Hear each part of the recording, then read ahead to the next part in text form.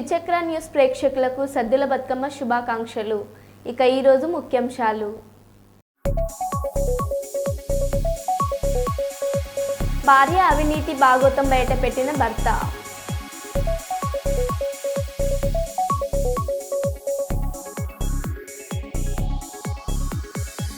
మహిళల ఆత్మరక్షణ కోసం మార్షల్ ఆర్ట్స్ ఎంతో ముఖ్యం. డాక్టర్ శంకర్ శర్మ.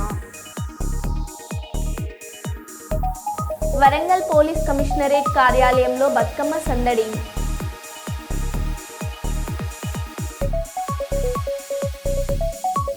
నమ్మించి మోసగించారు, ఆదుకోండి, వృద్ధురాలు ఆవేదన.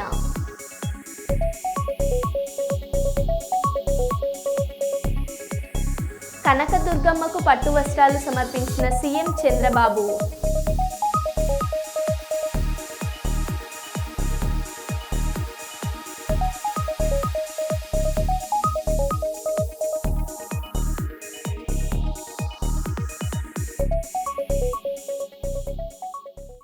ఇక వివరాల్లోకి వెళ్తే, చెత్త పన్ను వేసిన జగన్ రెడ్డి చెత్త తీయకుండా వెళ్ళిపోయాడు. రాష్ట్ర వ్యాప్తంగా గత 5 ఏళ్లలో 85 లక్షల టన్నుల చెత్త ఇప్పుడు మేము తొలగిస్తున్నాం. నాకు లెగసీ గార్బేజే 85 లక్షలు వచ్చిందని మీరు అర్థం చేసుకోవచ్చు. ఇంకే డిపార్ట్మెంట్స్ ఎక్కడికి పోయినాయి, ఎంత భ్రష్టు పట్టించింది, ఏం చేశాడు, దాన్ని రివైవ్ చేయాలంటే ఎంత కష్టం అవుతుంది, ఏ విధంగా ఇష్యూస్ని కాంప్లికేట్ చేస్తున్నారు. ఒక పక్క వీళ్ళు చేసే అరాచకాలని కంట్రోల్ చేయాలి, మళ్ళీ మనం ముందు తీసుకుపోవాలి.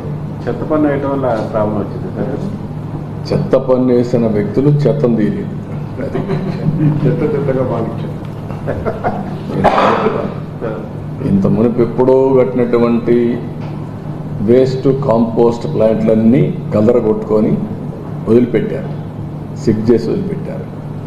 ఏవైతే ఇంటింటికి గార్బేజ్ కలెక్ట్ చేయడానికి ట్రైసైకిల్స్ ఇచ్చామో అవన్నీ అమ్మేసుకున్నారు. ఏదైతే వేస్ట్ ఎనర్జీ ప్లాంట్స్ పెట్టినట్టు ఆ 2 మాత్రం వచ్చాయి, ఇక్కడ రాకుండా అన్నీ పంపించేశారు. ఒక సిస్టమ్ని పనిచేయనీయకుండా మొత్తం నాశనం చేశారు. ఒకటిగా పంచాయతీ డిపార్ట్మెంట్ మొత్తం సిస్టాన్ని వైలేట్ చేసి కొలాప్స్ చేసి డబ్బులు లేకుండా ఫైనాన్స్ కమిషన్ ఇచ్చిన డబ్బులు కూడా ఇవ్వలేదు. నరేగా డబ్బులు కూడా ఖర్చు పెట్టలేకపోయారు. పోలవరం తొలి దశకు 12,500 కోట్లకు ఆమోదం తెలిపి సోమవారం కొంత విడుదల చేసినందుకు ప్రధానికి ధన్యవాదాలు తెలిపాను. తొలి దశ 2 ఏళ్లలో పూర్తి చేసేందుకు శ్రీకారం చుట్టాము. రాజధాని నిర్మాణానికి ప్రపంచ బ్యాంకు తొలి దశ కింద 15,000 కోట్లు ఇస్తామని చెప్పింది. అక్కడ డిసెంబర్ నుంచి రహదారులు, భవనాల పనులు ప్రారంభమవుతాయి. నిర్దిష్ట గడువు పెట్టుకొని వాటిని పూర్తి చేస్తాము. దానికి నిన్నే కొత్త డబ్బులు కూడా రిలీజ్ చేశారు. దానికి కూడా వరకు థ్యాంక్స్ చెప్పాను. 2 ఇయర్స్లో పూర్తి చేసే విధంగా కార్యక్రమాన్ని శ్రీకారం చుట్టారు. ఈ ఇయర్ నెక్స్ట్ ఇయర్కి ఈ 2 ఏళ్లలో పూర్తి చేస్తే ఫేజ్ 1 పూర్తి అవుతుంది. కీలకమైనటువంటి పనులు కూడా పూర్తి చేసే అవకాశం వస్తుంది. అందులో డయాఫామ్ వాల్, మళ్ళీ న్యూ డయాఫామ్ వాల్ నిర్మాణం చేయడానికి యాక్సెప్ట్ చేయడం, దానికి కూడా బడ్జెట్లో ప్రొవిజన్ పెట్టడం. అదే మరి టోటల్గా ఫేజ్ 1కి 12,500 కోట్ల దగ్గర పెట్టి శాంక్షన్ చేశారు. దీనివల్ల పనులు ప్రారంభమవుతున్నాయి. వీరిని తొందరలో పూర్తి చేయడానికి అన్ని విధాల ముందుకు పోతున్నాం. ఇంకొక పక్కన అమరావతి, ఏదైతే అమరావతి వరల్డ్ బ్యాంక్ రావడం, అప్రైజల్ చేయడం, ఫేజ్ 1లో 15,000 కోట్లు ఇస్తామని చెప్పి ముందుకు వచ్చారు. దీనివల్ల పనులు అక్రోడ్ ముమ్మరంగా స్టార్ట్ అయ్యే పరిస్థితి వచ్చింది. అన్ని పనులు కూడా రాబోయే డిసెంబర్ నుంచి స్టార్ట్ అవుతాయి. రోడ్స్ కానీ, బిల్డింగ్స్ కానీ అన్నీ కూడా. ఇది కూడా ఒక నిర్దిష్టమైన టైం బౌండ్ ప్రోగ్రాం ప్రకారం పనిచేస్తాం. కలెక్టరేట్ సముదాయ కార్యాలయం ఆవరణలో తెలంగాణ సంస్కృతి సాంప్రదాయాలకు అద్దం పట్టే విధంగా బతుకమ్మ వేడుకలు ఘనంగా నిర్వహించారు. నిలువెత్తు బతుకమ్మలను వివిధ రకాల రంగురంగు పూలతో పేర్చి అందంగా అలంకరించారు. వివిధ ప్రభుత్వ శాఖల్లో పనిచేస్తున్న మహిళలు, స్వయం సహాయక సంఘాల మహిళలు బతుకమ్మ వేడుకల్లో పాల్గొన్నారు. మెదక్ జిల్లా కలెక్టరేట్ రాహుల్ రాజ్, అదనపు కలెక్టర్ వెంకటేశ్వర్లు జ్యోతి ప్రజ్వలన చేసి బతుకమ్మ వేడుకలను ప్రారంభించారు. సుమారు గంట పాటు మహిళలు పెద్ద ఎత్తున బతుకమ్మ ఆడిపాడి సందడి చేశారు. డిఆర్డీఓ ఆధ్వర్యంలో ఏర్పాటు చేసిన తెలంగాణ వంటకాల స్టాల్స్ని జిల్లా కలెక్టర్ రాహుల్ రాజ్ తిలకించారు.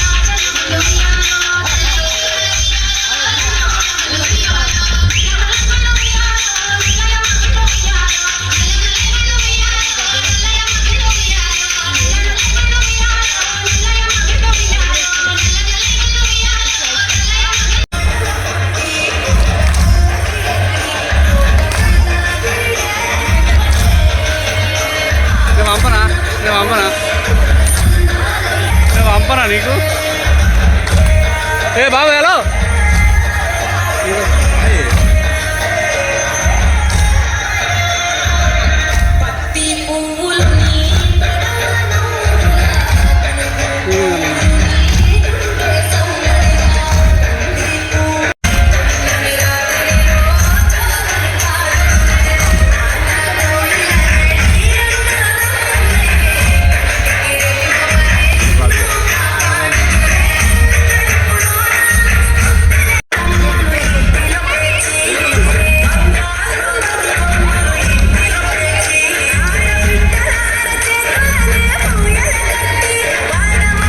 మహిళలందరికీ కూడా గౌరవ జిల్లా కలెక్టర్ గారి శుభాకాంక్షలు శుభాభినందనలు తెలియజేస్తూ ఉన్నారు. ప్రపంచమంతా కూడా పూలను భగవంతుడికి సమర్పించి పూజిస్తే తెలంగాణ సంస్కృతిలో పూలనే మరి మహిళ అమ్మవారికి తమ యొక్క కష్టాలు చెప్పుకునేటువంటి గొప్ప పండగ ఈ యొక్క బతుకమ్మ పండగ.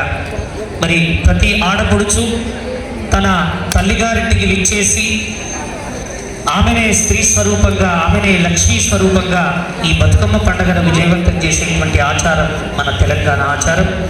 మరి గౌరవ జిల్లా కలెక్టర్ గారు వివిధ శాఖల నుండి ఇక్కడికి విచ్చేసి బతుకమ్మలతో విచ్చేసినటువంటి మహిళలందరికీ కూడా శుభాకాంక్షలు తెలియజేస్తూ ఉన్నారు. పూజా కార్యక్రమాన్ని వారు నిర్వహిస్తూ ఉన్నారు. మరి కాసేపట్లో మరి మహిళలందరూ కూడా బతుకమ్మను ఆడవలసిందిగా విజ్ఞప్తి చేస్తూ ఉన్నాం. ఈ కార్యక్రమానికి విచ్చేసినటువంటి ప్రతి ఒక్కరికి కూడా పేరు పేరున స్వాగత సుమాంజలు తెలియజేస్తూ ఉన్నాం.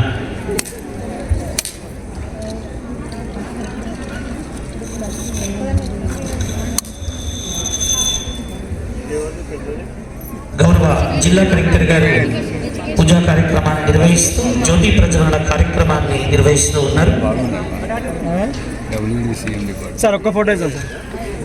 9 రోజులు 9 రకాల పూలతో మరి బతుకమ్మను పేర్చి అమ్మవారి ఆరాధన చేసేటువంటి గొప్ప పండగ.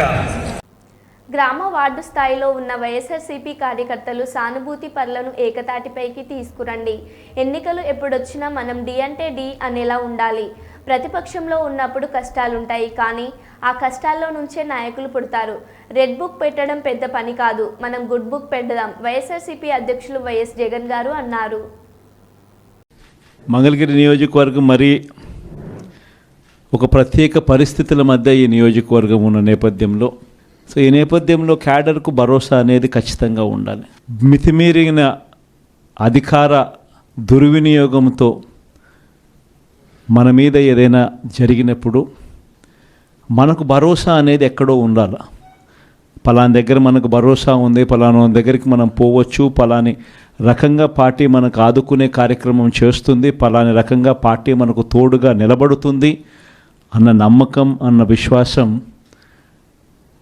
ప్రతి క్యాడర్లోని ప్రతి ఒక్కరికి కూడా ఉండాలి, కలగాలి అనే ఉద్దేశంతోనే ఈ నియోజకవర్గంలో కొన్ని అడుగులు వేయడం జరిగింది, కొన్ని మార్పులు తీసుకుని రావడం కూడా జరిగింది. ఇందులో భాగంగానే బలమైన అభ్యర్థి ఉండాలి, ఏ దానికైనా కూడా మేము సిద్ధంగా ఉన్నాము, అన్ని రకాలుగా మీకు తోడుగా ఉన్నాము అనే భావన కలిగించే విధంగా ఇక్కడ ఉన్న క్యాండిడేట్ మీకు అందుబాటులో ఉండాలి అనే ఉద్దేశంతో మనం ఈ మధ్యకాలంలోనే అన్నను మీ అందరికీ కూడా పరిచయం చేయాల్సిన అవసరం లేదు. అన్నను మనం ఈ నియోజకవర్గ ఇన్ఛార్జిగా కూడా నియమించడం జరిగింది. ఈ నియమించిన ఈ నేపథ్యంలో మీ అందరినీ కూడా ఈరోజు ఈ విషయం చెప్పడానికి కూడా మిమ్మల్ని అందరినీ కూడా ఇక్కడికి రమ్మని చెప్పడం జరిగింది, ఆహ్వానించడం జరిగింది. 5 సంవత్సరాలలో దేవుడి దయతో మనం చేసిన మంచి ఈ రోజుకి కూడా ఆ చేసిన మంచి ప్రతి ఇంట్లో కూడా బ్రతికే ఉంది. ఈ రోజుకి కూడా మనం తలెత్తుకొని మనలోని ప్రతి క్యాడర్ కూడా ప్రతి ఇంటికి వెళ్ళగలుగుతాం, ప్రతి గ్రామంలోనూ తిరగగలుగుతాం. ప్రతి ఇంటికి వెళ్ళి 2019 నుంచి 24 మధ్య మా పాలన జరిగింది. ఆ పాలనలో రాష్ట్రంలో ఇంతకుముందు ఎప్పుడూ జరగని విధంగా అడుగులు వేసినట్టుగా కూడా కనిపిస్తూ ఉంది అనేది గర్వంగా చెప్పగలుగుతాం. నిజంగా కూడా 2019 నుంచి 24 మన పాలన చూస్తే మేనిఫెస్టోలో చెప్పిన ప్రతి హామీని, ఇంతకు ముందు వరకు కూడా మేనిఫెస్టో అంటే ఇలా ఎన్నికలప్పుడు పెద్ద డాక్యుమెంట్లు తయారు చేసేవాళ్ళు, ఎన్నికలు అయిపోయిన తర్వాత చెత్తబుట్టలో వేసే ఒక సాంప్రదాయం. కానీ మొట్టమొదటిసారిగా మేనిఫెస్టో అన్న దానికి అర్థం తీసుకొచ్చిన పాలన ఎక్కడైనా జరిగింది అని అంటే అది మన వైఎస్ఆర్సీపీ ప్రభుత్వ హయాంలోనే జరిగిందని చెప్పగలం. బడ్జెట్ ప్రవేశపెట్టేటప్పుడే బడ్జెట్తో పాటు ఒక సంక్షేమ క్యాలెండర్ కూడా రిలీజ్ చేస్తూ ఆ సంక్షేమ క్యాలెండర్లో పలాని నెల పలాని పథకం ఇస్తాము అని చెప్పి ముందుగానే ఆ పథకాలన్నీ కూడా ఏ నెలలో ఏ పథకం వస్తుంది అని చెప్పి ముందుగానే చెప్పి బడ్జెట్తో పాటు ఆ క్యాలెండర్ కూడా రిలీజ్ చేస్తూ ఆ తర్వాత ఆ ప్రతి నెలలోనూ క్రమం తప్పకుండా బటన్లు నొక్కడం, నేరుగా అక్కచెల్లెమ్మల కుటుంబాల ఖాతాల్లోకి వారి ఇంటికే వెళ్ళిపోయే పరిస్థితి తీసుకొచ్చిన చరిత్ర ఎక్కడైనా ఉంది అని అంటే అది కేవలం ఆ 5 సంవత్సరాల వైఎస్ఆర్సీపీ ప్రభుత్వ హయాంలో మాత్రమే జరిగిందని కూడా చెప్తాను. గ్రామ స్థాయి నుంచి బూత్ కమిటీస్ ఫార్మేషన్ జరగాలి. ఆ స్థాయిలో పార్టీ అన్నది మొత్తం పార్టీ అన్నది ఏకం కావాల్సిన అవసరం ఉంది. ప్రతి గ్రామంలోనూ ప్రతి వార్డులోనూ మన సింపథైజర్స్ ఎవరైతే ఉన్నారో, మన కార్యకర్తలు ఎవరైతే ఉన్నారో వాళ్ళందరినీ కూడా ఒక తాటి మీదకి తీసుకొని రావాలి. వాళ్ళందరినీ కూడా క్రోడీకరించాలి. వాళ్ళందరి ద్వారా పార్టీ బలమైన నిర్మాణం పూర్తిగా గ్రామ స్థాయి దాకా తీసుకొని పోవాలి, వార్డు స్థాయి దాకా తీసుకొని పోవాలి, బూత్ కమిటీ స్థాయి దాకా తీసుకొని పోవాలి. ఇది మనం చేసుకుంటూ రెడీగా మనం పెట్టుకుంటే దాని తర్వాత ఎలక్షన్స్ ఎప్పుడన్నా రాని మనం డి అంటే డి అనేదానికి సిద్ధంగా ఉంటాం. ప్రతిపక్షంలో ఉన్నప్పుడు కష్టాలు వస్తాయి, కొత్త ఏం కాదు. కానీ ఆ ప్రతిపక్షంలో ఉన్నప్పుడు ఆ కష్టాల నుంచే హీరోలు పుడతారు, ఆ కష్టాల నుంచే నాయకులు పుడతారు. అక్కడ ప్రతి ఒక్కరూ గుర్తుపెట్టుకోండి. రెడ్ బుక్ అంటారు. అదేమైనా పెద్ద పని రెడ్ బుక్ మెయింటైన్ చేయడం? గుడ్ బుక్ పెట్టే కార్యక్రమం జరుగుతుంది. మంచి చేసిన వాళ్ళందరినీ గుడ్ బుక్స్లో పెట్టుకుంటాం, గుడ్ బుక్లో వాళ్ళ పేర్లు రాసుకుంటాం. పలానోడు మంచి చేసినాడు, పలానోడు మంచివాడు, పలానోనికి మనం అధికారంలోకి వస్తే బాగా చూసుకోవాలి, ప్రమోషన్ ఇవ్వాలి అని గుడ్ బుక్లోకి కూడా పేరు పెట్టుకుంటాం. ఎందుకనంటే కొత్త సాంప్రదాయాలకి వీళ్ళంతా నాంది పలుకుతా ఉన్నారు. ఇంతకుముందు సాంప్రదాయాలు లేవు, ఇంతకుముందు ఎప్పుడూ లేవు. ఇంతకుముందు ఎప్పుడు ఈ మాదిరిగా జరగాల, ఈ మాదిరిగా జరిగించాలన్న ఆలోచన ఎప్పుడు జరగల. మొట్టమొదటిసారిగా చూస్తూ ఉన్నాం ఈ కార్యక్రమాలన్నీ. మరి చంద్రబాబు అనే వ్యక్తి అన్నీ మోసాలే, ఆయన చెప్పినటువన్నీ అబద్ధాలే. ఆ తర్వాత ఖచ్చితంగా మనందరి ప్రభుత్వం అధికారంలోకి వస్తుంది. మనందరం మళ్ళీ మనం కాలర్ ఎగిరేసుకొని మంచి చేసే కార్యక్రమానికి మళ్ళీ శ్రీకారం మనమే చూడగలుగుతామనేది మీ అందరికీ కూడా తెలియజేస్తా ఉన్నా. రంగారెడ్డి జిల్లా మణికొండ మున్సిపల్ డిఈ దివ్యజ్యోతిపై కట్టుకున్న భర్తే అవినీతి ఆరోపణలు చేయడం సంచలనంగా మారింది.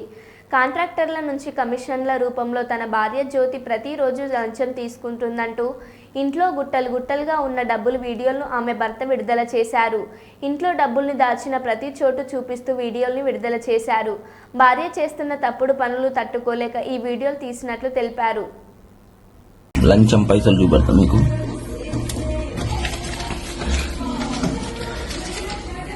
ఓ ఇదో కట్ట చూపెడుతున్నా అనుకోకుండా చూడండి, పైసల కట్టలు ఇట్లా. ఈమె కోట్ల రూపాయలు ఇంట్లోనే ఇప్పుడు దాదాపు 10-15 లక్షలు ఉన్నాయంటే వాళ్ళ తమ్ముని అకౌంట్లోకి, వాళ్ళ తమ్ముని పేరు శరత్ కుమార్, ఆయన బీడీఏలో పనిచేస్తాడు. వానికి ఇప్పటి వరకు దాదాపు మన అకౌంట్లో ఓ 70 లక్షల దాకా వేసింది. అది కాకుండా నెట్ క్యాష్ 40 లక్షల దాకా ఇచ్చింది. ఆమె భాగవతం ఇవన్నీ. ఇది ఇంట్లో పైసలు వచ్చేసరికి ఎవరిని ఖాతరు చేస్తలేదు అన్నట్టు, పైసలతోనే అన్ని నడుస్తాయంటున్నది. నా భాగవతం బయట పెడతా అన్నది చుట్టాలతో. మరి ఆమె భాగవతం నేను బయట పెట్టకుంటే ఎక్కడ వేసినా మా ఇంట్లో పైసలు పిచ్చర్ విడిగా ఉంటాయి. ఇన్ని కట్టలంటే అన్ని కట్టలు ఉంటాయి. మరి ఆమె భాగవతం నేను కూడా బయట పెట్టాలి కదా, అది నేను బయట పెడుతున్నా. ఆమె మొగడు లేదు, ఏం లేదు. ఓ ఇది కూడా చూడండి, పైసలు ఎక్కడ చూసినా పైసలు కట్టాలి, విలువ లేదు పైసలకి. ఇక్కడ దొంగతనాలు చేసుకుంటూ లంచాలు తీసుకుంటూ అది సంగతి. ఇదిగో రీసెంట్గా తీసుకోవచ్చింది, ఒక 20 లక్షలు.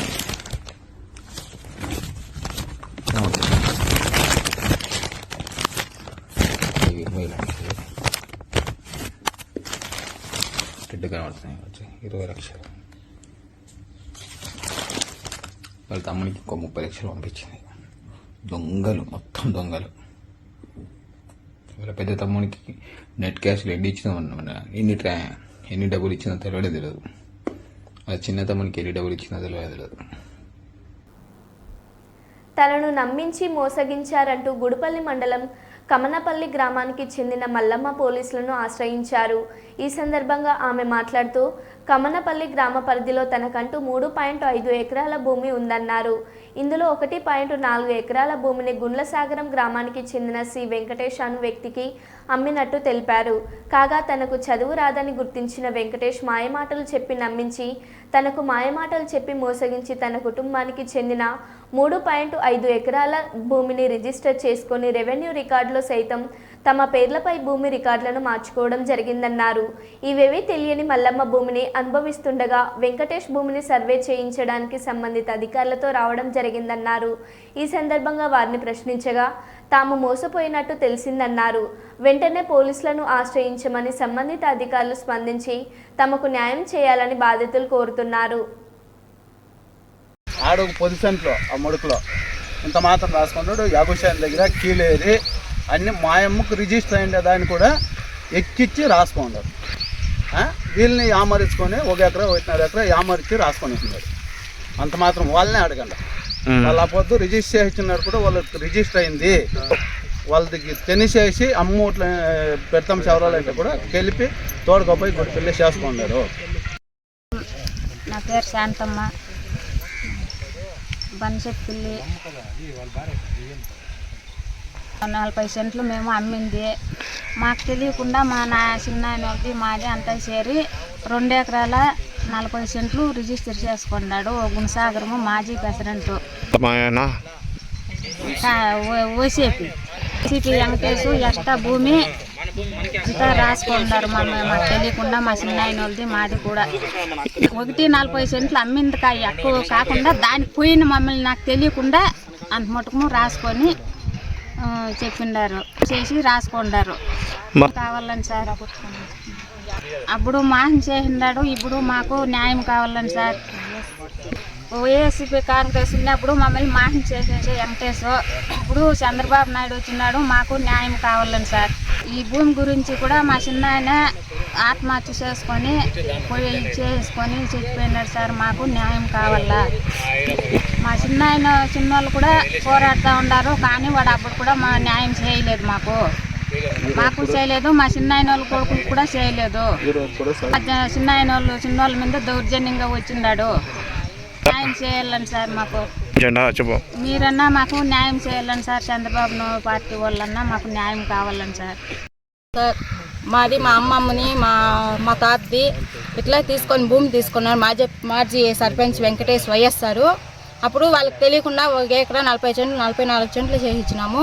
కానీ వాళ్ళకి తెలియకుండా మిగతాది 2 ఎకరాలు ఎక్కించుకొనేసి ఇప్పుడు ఏమడిగినా మాకు న్యాయం చేస్తాం. వైఎస్ఆర్ పార్టీ తరఫున వాళ్ళు మోసం చేసుకున్నారు. మాకు న్యాయం చేయలేదు. పోలీస్ స్టేషన్లో పోయి కూడా కంప్లైంట్ ఇచ్చినాము. వాళ్ళు ఏమీ చేసినలే మాకు న్యాయము. ఈ ప్రభుత్వంలోనే మాకు న్యాయం చేసి మా చింతాత కొడుకులు కూడా ఏమారిచ్చి చేసుకునేసినారు. మార్జెపి వైఎస్ఆర్ వెంకటేశ్ న్యాయం చేసి దయచేసి మాకు న్యాయం చేయండి. ఈ ప్రభుత్వంలో ఇప్పుడు 30 సెంట్లు మాకు తెలియకుండా చేసుకునేసినాడు వైసీపీ సర్పంచ్ మాజీ సర్పంచ్ వెంకటేష్. ఇచ్చినా కూడా వాళ్ళు ఏమీ మాకు న్యాయం చేయలేదు. అప్పుడు వైఎస్ఆర్ ప్రభుత్వంలో మాకు న్యాయం జరగలేదు. ఇప్పుడు చంద్రబాబు ప్రభుత్వంలోనే మాకు న్యాయం చేయాలి, మాకు చేయాలని కోరుకుంటున్నాము. ఈ ప్రభుత్వంలోనే మాకు న్యాయం జరుగుతుందని చూస్తున్నాం. తమ పొలాలకు రాస్తా కావాలని కోరుతూ అమరావతి హైవే పైన నూతనపల్లి గ్రామస్తులు ఆందోళన. పసుపుల రుద్రారం దగ్గర హైవే పైన ఆందోళనకు దిగిన రైతులు. కల్పించిన తర్వాతనే నేషనల్ హైవే రోడ్డు పనులను, రైతులకు రస్తా సౌకర్యం కల్పించిన తర్వాతనే నేషనల్ హైవే పనులను, నేషనల్ హైవే పనులను, రోడ్డు సౌకర్యం కల్పించకపోతే నేషనల్ హైవే పనులను, రోడ్డు సౌకర్యం కల్పించే వరకు రోడ్డు పనులను, నేషనల్ హైవే పనులను, నేషనల్ హైవే పనులను, నేషనల్ హైవే పనులను భూములు త్యాగం చేసిన రైతులకు రస్తా సౌకర్యం కల్పించే వరకు ఆపేస్తాం. రోడ్డు సౌకర్యం కల్పించే వరకు ఆపేస్తాం. రోడ్డు సౌకర్యం కల్పించే వరకు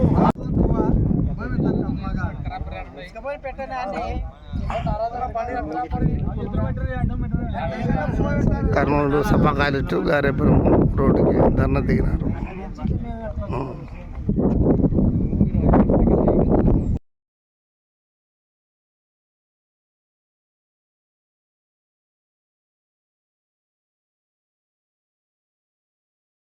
రాజస్థాన్లోని జోధాపూర్లో మంగళవారం షాకింగ్ ఘటన జరిగింది. పట్టపగలు ఓ యువకుడిని ఇద్దరు వ్యక్తులు తుపాకీతో కాల్చి చంపేశారు.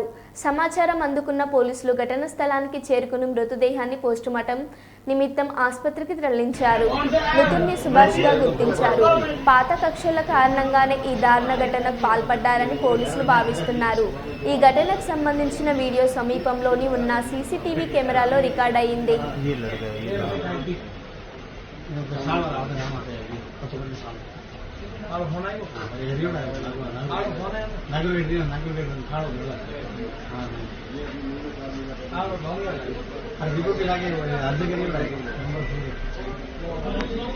జిత్వానికి కేసులో ఆరోపణలు ఎదుర్కొంటున్న ఆ మహిళా ఎస్ఐ ఈ ఎస్ఐపై ఇప్పటికే అనేక ఆరోపణలు.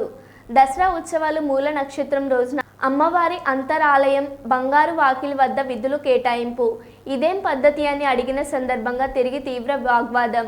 జీత్వాని కేసులో ఆరోపణలు ఎదుర్కొంటూ సినీ నటిని వేధించిన ఓ మహిళా ఎస్ఐ